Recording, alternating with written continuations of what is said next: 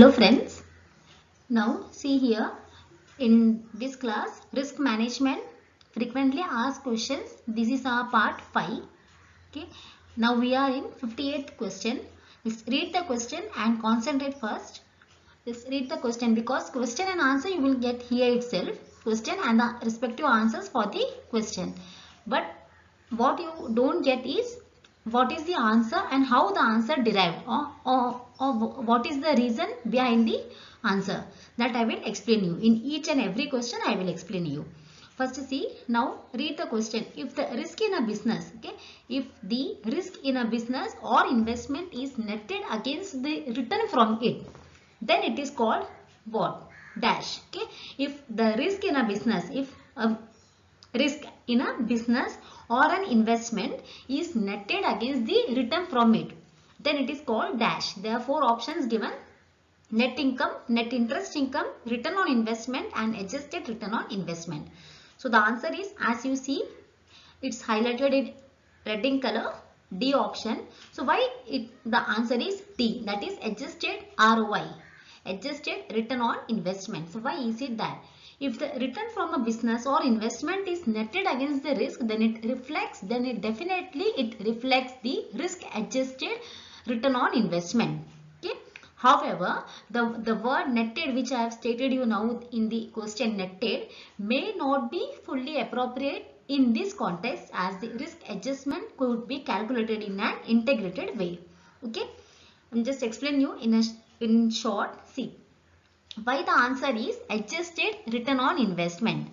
Why is it? Because it reflects the risk adjusted return on investment. When the return from a business or an investment is netted against the risk, then it reflects the risk adjusted return on investment. Okay, but the word netted may not be fully appropriate in this context, in this question, as the risk adjustment would be calculated in an integrated way. Next, the next question, moving back to the next question, you can see in the slide, which book includes all the advances, deposits and borrowings which arise from commercial and retail banking. Okay, I would repeat once again, just have a look, see in the slide, which book includes all advances, deposits and borrowings which arise from commercial and retail banking. There are 4 options: banking book, trading book, account book and ledger. So the answer is the first one, that is the banking book. Why banking book? You know, because the trading book for the purpose of capital adequacy calculations. Okay, the trading book for the main objective or the main goal of them is to calculate the capital adequacy, which is segregated in different. That is, they will be having, which this I have already explained you.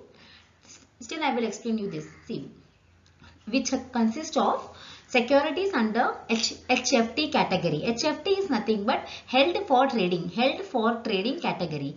Then it also comes securities under AFS, that is available for sale category. Open gold, that is the open gold status limit and position limit. Then the forex position limit, trading positions in derivatives, as well as derivatives which are entered into hedging trading book exposures. So all these items include advances, deposits, borrowings, which in the question itself they are mentioned. Investments held under HTM, held to maturity are a part of the banking book. Thus the answer is banking book. So derivative transactions enter into by the bank for hedging a banking book entry are also considered as a part of banking book. Now see here, moving back to the next question. See, trading book. So what is trading book? Trading book, it includes all the assets that are marketable. Is it true or is it false? Answer is true. Yes, essentially trading book will actually it include assets such as the GSEC, that is the government securities, bonds, debentures, shares, etc. that could be bought and sold readily. Okay, so assets such as term loans, cash credit loans given by the bank are not tradable and hence are not a part of trading book.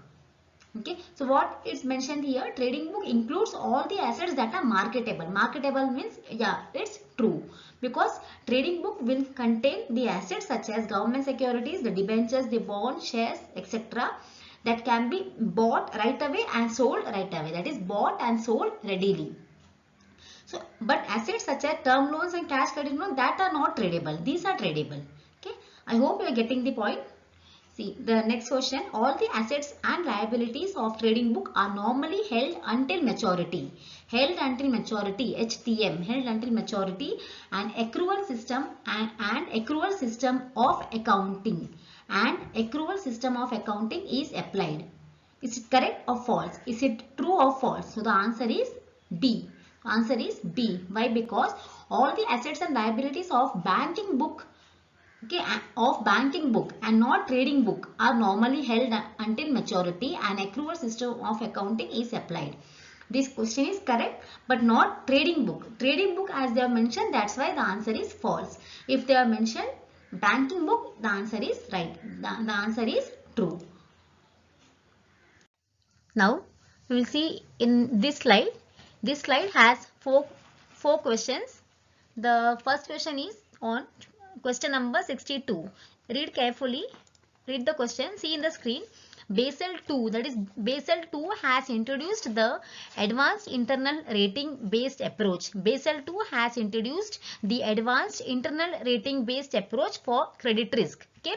Under this, banks will input their own what? What will they input? Their own. They are giving options, either probability of default, either probability of default and loss given default, or probability of default, that is PD, and exposure or at default, or the last option, that is the probability of default, then the loss given default and exposure at default. So the answer is the last one. You can see the one which is highlighted in red color, D option. But why the answer is D? Okay, so Basel II has introduced the advanced internal rating based approach for credit risk. Under this approach, the banks will input their own what? Under this, the banks will input their own this all, that is the probability of default, then loss given default, and the exposure at default or exposure of default. Okay. Now see here, under this approach for credit risk, the bank can calculate and use their own probability of default, loss given default, and exposure at default. However, under foundation, that is under FIRB, FIRB stands for Foundation Internal Rating Based Approach. Foundation Internal Rating Based Approach. The bank will be using the LGD, that is loss given default, and EAD, exposure at default, as specified by the RBI. The next question.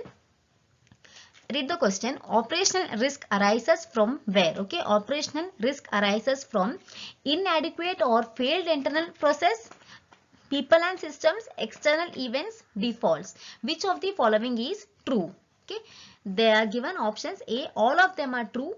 B, none of them are true. C option 1, 2 and 3, and D option is 1, 2 and 4.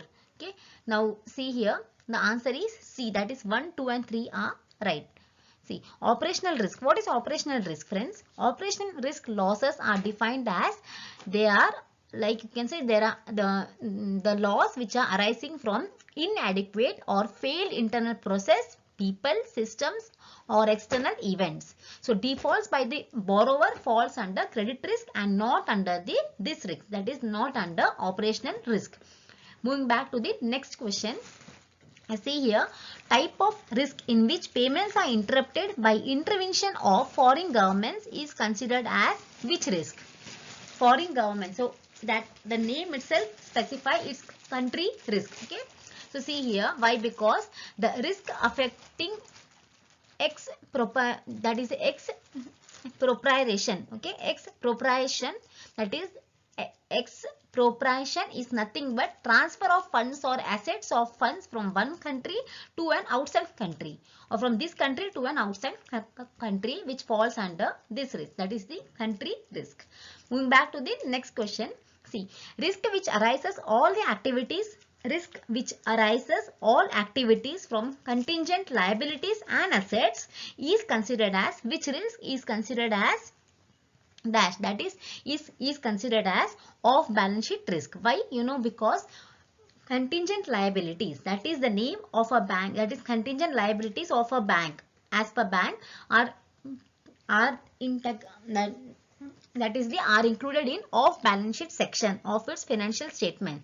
In the bank's financial statement, it will be included in off balance sheet section. Okay, so this risk arising from these contingent liabilities, the risk arising from these contingent liabilities are referred to as off balance sheet risk, are referred to as off balance sheet risk.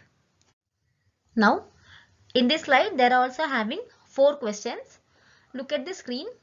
Okay, the 60, that is the question number 66. So 66 question, just read carefully. Derivatives. So what are derivatives? Derivatives are nothing but swaps, futures, forward contracts and options. So these are dash. These are what? On balance sheet, off balance sheet, none of the above. So these are B, that is off balance sheet exposure. Why? Because off balance sheet exposure, it consists of the items such as LC, that is LC means letters of credit and guarantees. It also includes liabilities, assets under derivatives, namely swaps, options, forward and future contracts, options, etc. Thus, they are called off balance sheet. So, derivatives which they have asked the question, for that the answer is off balance sheet exposure. Then next question, in the case of country risk, bank can adopt the country risk classification given by the following agency. Which agency? This is very simple and important too, my dear friends. Just see, in the case of country risk, okay, the name itself suggests country risk means what? The banks can adopt the country risk classification given by which agency? ECGC agency. Always remember ECGC agency. Why? Because ECGC, it provides country risk classification on which basis? You should remember, this is a main term. It provides the classification on 3 months basis for use by the banks. That is on the quarterly basis. So quarterly basis they have been providing the classification for use by the banks. Then the next question, returns on zero risk investments are generally dash as compared to the other opportunities available in the market. So see here, I will repeat once again the question. Returns on zero risk investment. Returns on zero risk investment are generally dash as compared to other opportunities which are available in the market. There are 4 options: very high, low and unpredictable. For this the answer is C, low. Why? Because see, when the risk is low, the reward will also be low. Generally, high risk investments have to offer higher returns to compensate, let's say, to compensate the high risk, high return, to compensate for the higher risk involved in that. Okay. Then the last question in this slide, expand ECAI. Expand ECAI. ECAI is External Credit Assessment Institutions. External Credit Assessment Institution. See, ECAI. The answer is also A, External Credit Assessment Institution. Now, what are these? This is also assessment. Like this is also a rating agency who assess the credit worthiness of an organization and assign them a score, a grade or a rank that indicates the general credit worthiness of a borrower. So these credit ratings assigned by ECAI, that is External Credit Assessment Institutions, are considered by prospective investors, lenders including the banks in their investment or credit appraisal. Okay, because examples of ECAI, that is, you may know CRISIL, CARE, ICRA, Brickwork, then CAIIB. These are all the examples I am giving you for credit. These are the credit information agencies who assign rank or a credit score for individuals. Okay.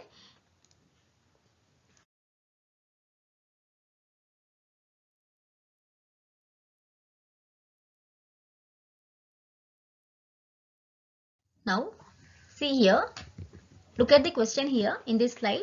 Swaps can be of 2 types. Swaps can be of two types, a dash or and dash. Okay, so there are options given here. You can see the options. The answer is A. Why? Because that is the swaps can be of two types, a currency swap or an interest swap. So see here now, the answer is foreign currency swap. What is foreign currency swap? Is an agreement to exchange the principal as well as the interest payments of a loan in one currency for principal and interest payments of a loan of equal value in another currency. So an interest rate swap, that is foreign currency swap. In first answer, first fill up, that is the first blank, you should write foreign currency swap. What is this? This is an agreement to exchange the principal and interest payment of a loan in one currency for principal and the interest payment of a loan of equal value in another currency. Okay, now see in the second blank, interest. Okay, as I said you, an interest rate swap. So what is this? Swap means exchange. It's an agreement between two counterparties in which one stream of future interest payments is exchanged for another based on a specified principal amount. Okay, I hope you are getting my point. Coming back to the next question, prudential guidelines of RBI. Okay, prudential guidelines of RBI allow investments in shares, convertible bonds, debentures, units of equity, oriented mutual funds and exposures to VCFs, that is venture capital funds, up to dash of the net worth of the bank. So what is the answer? Up to how much? 20%, 25%, 15% and 12%. The answer is 20%. The answer is 20%. In the next question, the loss forecast calculated by the where, that is value at risk. The loss forecast calculated by the where is compared with actual losses at the end of the specified time horizon. I would repeat once again, this is also an important question. Mark this also as an important. The loss forecast calculated by where is compared with the actual losses at the end of the specified time horizon. Okay, time period. Whatever the loss forecast is calculated by where is compared with the actual loss which is occurred at the end of the specified time horizon. Okay. So this process is called dash. This process is called back testing. This process is called back testing. Why? Because back testing is simply a process of comparing the results predicted by a model, that is the where is been predicted a model. Okay, where is a model which is predicted where, that is the actual loss, the loss forecast, the where has been predicted. So this result will compare with the actual loss for a specific time horizon. Okay, that is called back testing. Back testing of where is the answer. Then the last question in this slide, how forward rates are calculated. See, listen carefully. You can see in the screen how forward rates are calculated. There are 4 options given. The first is by adding a markup to spot rate. Second, by adding premium or discount to spot rate. Third, by deducting premium or discount from spot rate. And the last option they are giving is by adding premium and that is by adding premium to and deducting discount from spot rate. Okay, they are adding premium to spot rate and deducting discount from spot rate. So the answer is D. Yes, D. The spot rate forms the basis. The spot rate. What is the spot rate? The basis for calculating the forward rate for any currency. If the currency is trading at premium, for an example, if let's say currency is trading in premium or at a premium, the premium is added to the spot rate, and vice versa. If the currency is trading at a discount, the discount is deducted from the spot rate. So whether a currency will trade at premium or discount, it depends on the number of factors, which includes interest rate prevailing in the two countries whose currencies are involved. Okay. Now, in this slide, move back to the 70th question. In this slide contains 4 questions. 70th question, you just look at the screen and see the answers as well as the options. I will only tell you what is the answer and what is the reason behind the answer. Okay. See, who is the regulator for credit rating agencies? Because exams are very near, the upcoming exams, that is the risk management paper is very near. So we have got 150 plus questions of risk management. You can have a look. It will be published in YouTube. See here. This is our fifth part of risk management. CAIIB risk management frequently asked questions which are very important for your upcoming exam. Just see here, who is the regulator for credit rating agencies? Credit rating agencies, who is the regulator? SEBI. The answer is A, SEBI. SEBI is the regulator for credit rating agencies. However, RBI grants accreditation separately to the SEBI registered credit rating agencies. This you may know. However, see, RBI grants accreditation.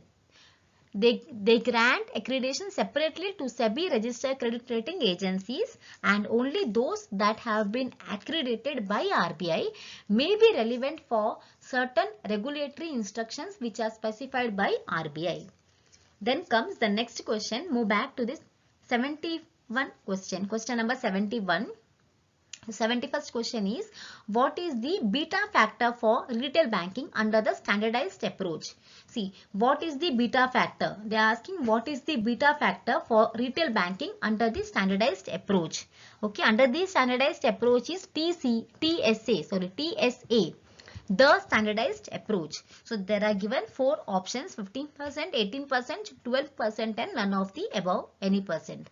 So the answer is 12% C, because the following are the, I will give you some lines. See, the following are the beta factors which are prescribed under the standardized approach, that is the standardized approach TSA, for calculation of capital charge for operational risk. For calculation of capital charge for operational risk. Now see here, business line and its beta factor follows. Which one? Like for the organization finance is there, it will be 18%. Trading and sales, it's 15%. Sorry, it's 18%. Retail banking is 12%. They are asked here retail banking, which is 12%. Then they are having some like agency service is 15%. Retail brokerage is 12%. For asset management is also 12%. Retail banking, see, retail brokerage and asset management are considered to have low operational risk. Retail brokerage and asset management are considered to have low operational risk, and hence it affect a beta factor also of only 12%. Incidentally, under the BIA approach, that is the basic indicator approach, the banks can use 15% as the alpha factor for all the business lines. As the alpha factor, not the beta factor. Alpha factor. Beta factor will be 12% for retail banking. Next, move back to the next question. Which is not the method for computing capital requirement for credit risk? Not operational risk, credit risk. See here, which is not the method. Okay, they are given 4 options. Standardized approach, this is the method, right? Then foundation internal rating based approach, foundation internal rating based approach, FIRP approach, advanced internal rating based approach, C, and the D is basic indicator method. Now see here, the answer is the last, basic indicator approach. That is the basic indicator method or approach. Now see, what is it? This is the method for computing capital charge for operational risk and not credit risk. Okay. This is the method for computing capital charge for operational risk and not credit risk. Then the next question is like that. Then similar to that, see, which is not the method for computing capital requirement for operational risk. The previous question was of computing credit risk, and this is of operational risk. So the options are the same, and that is standardized approach, basic indicator approach, the standardized approach, and advanced measurement approach. So the answer is A, that is standardized approach. The following are the methods for computing the capital requirement for operational risk, like see, BIA, the basic indicator approach, BIA, basic indicator approach, TSA, the standardized approach, then comes AMA, advanced measurement approach, and SA, that is standardized approach, is for the credit risk. Okay, so the answer here is standardized approach. Okay, standardized approach. Now see here, 74th question. Look at the screen. Which agency is not identified credit rating agencies, that is external by RBI, for capital charge calculation? There are 4 agencies names are given. ONICRA is the answer. ONICRA is not an RBI accredited credit rating agency for capital charge calculation.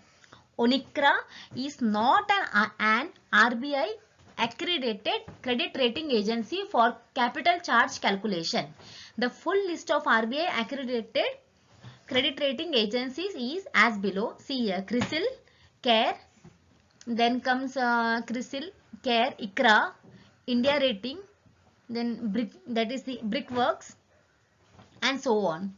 Okay, ONICRA is not there. ONICRA is not there. Is not an RBI accredited credit rating agency for capital charge calculation.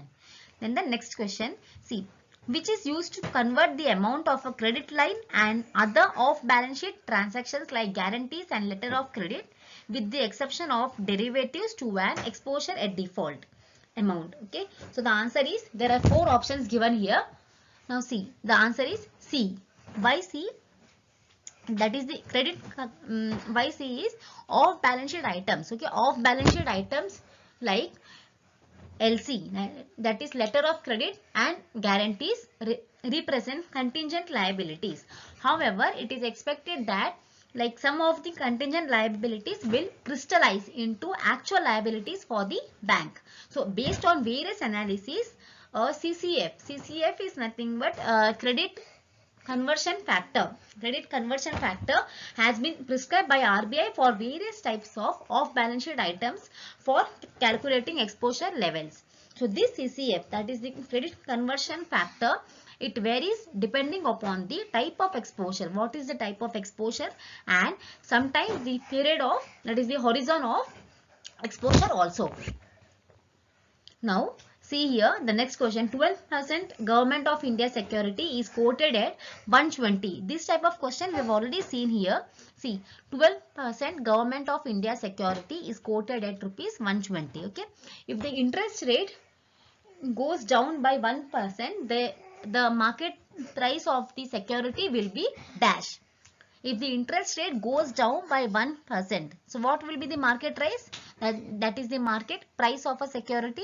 It will be B, 133 decimal 30. That is the, see here, current yield is equal to, what is current yield is equal to the coupon rate divided by current market price into 100, as we need to see in terms of percentage. So we divide it, that is 12 divided by 100 comes 120, which is equal to 1200. 1200 divided by 120 is equal to 10%. Okay, which is equal to 10%.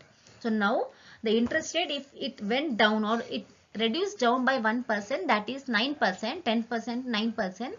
So by applying the same formula which I said you, that is current yield is equal to coupon rate divided by current market price CMP into 100. Okay, so now see here, CMP is 1200. Okay, 1200 divided by 9 is, it will be equal to 133.3. That is 133.30. Interest rate is inversely proportional to the market price. Interest rate is inversely proportional to the market price. Next comes the adequacy. Now see here, adequacy of a bank's liquidity position depends upon what? Adequacy of a bank's liquidity position depends upon the sources of funds, the anticipated future funding needs, and the present and future earning capacity. So the answer is D, all of the above. Why D? Because the bank should have sufficient and preferably diversified sources of funds. Okay, it should not come from one source of fund, it should come from diversification. The bank should have sufficient and preferably diversified sources of funds to meet the anticipated outflow of funds during any time horizon.